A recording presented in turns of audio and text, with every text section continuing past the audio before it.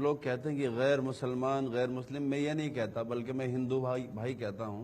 पहली बात तो काफिर जो होता है वो आदमी होता है जो अल्लाह की नेमतों का इनकार करे।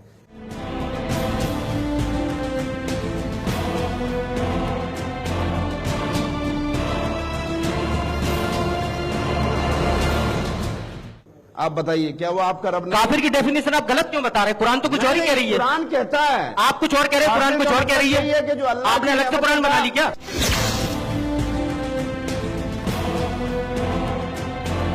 आप बताइए, क्या वो आपका रब नहीं? काफिर की डेफिनेशन आप गलत क्यों बता रहे हैं? कुरान तो कुछ और ही कह रही है। कुरान कहता है, आप कुछ और कह रहे हैं, कुरान कुछ और कह रही है कि जो अल्लाह आपने अलग से कुरान बना ली क्या?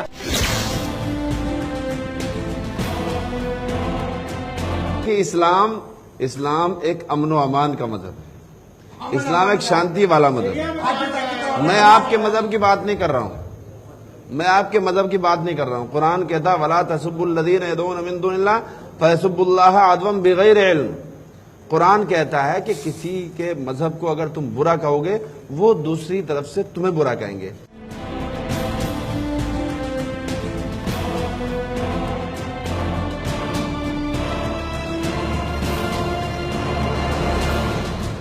तो मैं रूल रेगुलेशन की बात करता हूं। आपका रूल रेगुलेशन कुरान के हिसाब से है, मैं समझता हूं, और किसी के हिसाब से नहीं होगा, है ना?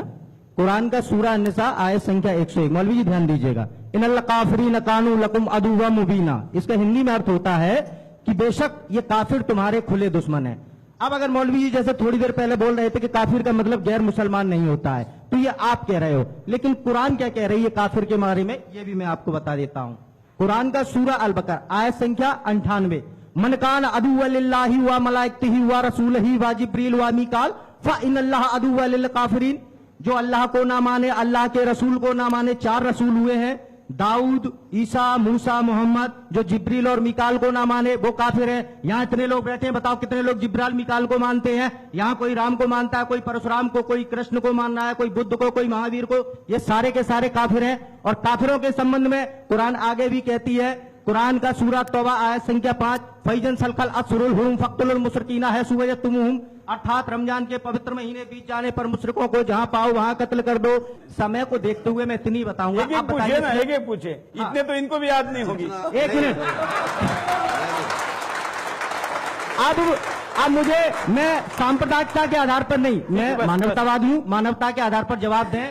क्या कुरान के रूल एंड रेगुलेशन के हिसाब से गैर मुसलमान जिंदा रह सकता है? जबकि भारतीय संविधान अनुच्छेद 21 प्राण व दैहिक स्वतंत्रता का अधिकार देता है। भारतीय संविधान अनुच्छेद 25 प्रत्येक व्यक्ति को धार्मिक स्वतंत्रता देता है। आपकी कुरान, आपके रूल एंड रेगुलेशन प्रत्येक भारतीय नागरिक के संवैधानिक अधिकारों का हनन कर रहे हैं।